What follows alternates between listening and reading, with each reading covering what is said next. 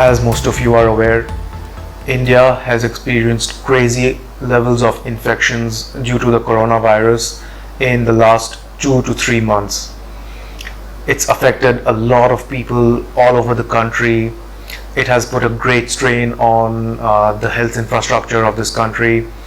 And wherever you are, if you're watching this video, if you really need to go out, if it's absolutely necessary to go out, please wear a mask, carry a sanitizer with you, and wash your hands regularly. Also, please maintain social distancing. Like everyone's been saying on social media, we distance now so we may all be together later on. Do whatever little bit you can to help others, and most importantly, stay safe and keep your near and dear ones safe as well. Thank you. Hello and welcome back to The Road Ahead with AJ. If you haven't done it yet, कृपया, please, por favor, s'il vous plaît, hit that red subscribe button below and also the bell notification. Also, please leave a comment if you like the content that I post or if there is something else that you would like to see. In today's episode, we will be changing the brake fluid on the front and the rear disc brakes. Let's face it, ever since we got the KTM 390 Adventure, this bike has been neglected a bit, which is not nice. So I'm here today to help out my man here because sometimes he tends to talk a bit too much. So why change your brake fluid? Hang on, can't you see I'm talking?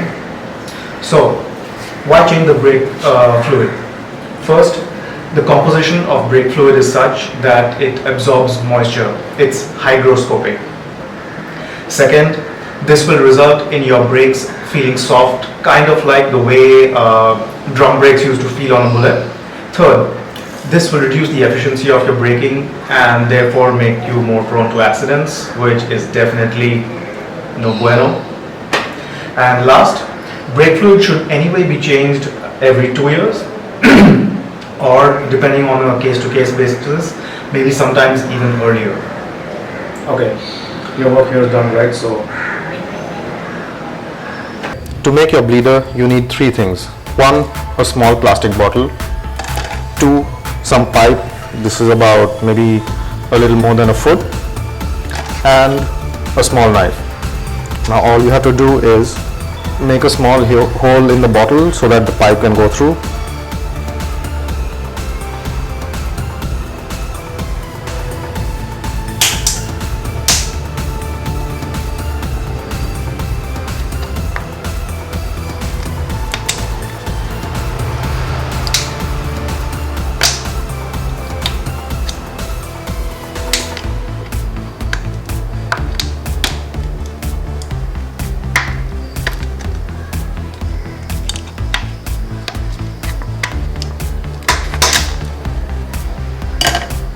There you go. You just wanted enough for the pipe to go through, and there you go. It's just enough for this pipe to go through. You see? Now I've seen a lot of people make a hole in the cap of the bottle and put the pipe through that, but the reason I'm doing it this way is that once I'm done, I can remove the pipe, put tape here, and the bottle is sealed because you don't want this liquid to go everywhere. You want to dispose of it properly. So that's it, your bleeder is ready. Let's move on to actually doing the main work. So as you can see, I've connected the tube here and the bottle is ready. Now we pump the brakes and that's it, the liquid's coming out. Let's close it back.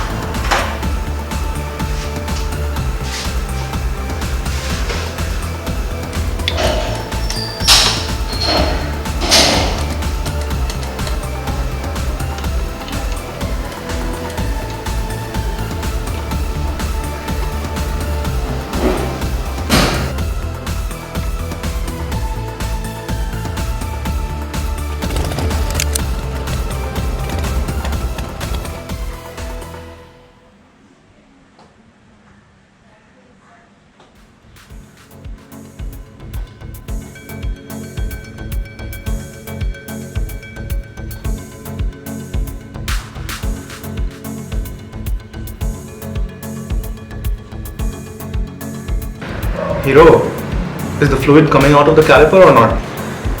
Alright, it's coming. Press the lever a couple more times so that more fluid comes out.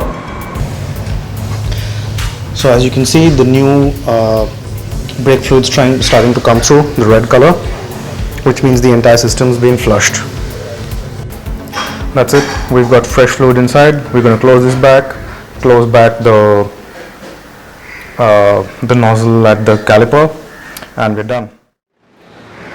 Okay, so we're done with the front wheel. The liquid has been changed. Now, warning, if the brakes feel soft, it means that air has somehow leaked into the system somewhere and it will have to be removed. Please keep that in mind. Another word of caution, brake fluid is highly corrosive, so if any of it has spilled onto any parts or onto your fingers and hands, please wipe it off, because you don't want to ruin the paint of your bike primarily, and secondly, you don't want to spoil your beautiful soft skin. You can repeat the same process with the rear disc brake. The cylinder keeping the liquid on the rear disc brake is under the seat, so you just open up the side panel and there's a small lock lever that you pull, and that's how you have access to it. Very simple, isn't it? Once you're done with the bottle, you can use insulation tape and seal up the hole this way so that the liquid doesn't fall out for any reason whatsoever. And that's it. Take it to your mechanic. He'll know where to dispose of it, but just don't throw it in the drain. It's bad liquid. So, well, that's it. We're done. And voila! Now we have fresh new .3 fluid coursing through the veins of our brake system in the front and the back. A quick word of reiterated caution. In case after changing the brake fluid you find that your brakes are feeling soft, either the front or the back, and you are unable to get the air out of the system, please call a mechanic. Do not ride out with faulty brakes, because you not only risk having an accident, you are also putting others on the road at risk. So please keep that in mind. Hero, is there anything else you want to add? Yes. Our next big job is going to be changing the tires, replacing the front fork oil, as well as changing the battery, for which the holding clamp will have to be modified. So that's going to be a big job. Stay tuned for that. One more thing. I really appreciate the views I'm getting, the kind of engagement and the overall appreciation I'm seeing from all of you on YouTube. So I would be really grateful if you would hit that subscribe button. If you like the video, share it forward with your friends. Get them to come and watch, get them to come and subscribe, get them to hit that bell notification button as well.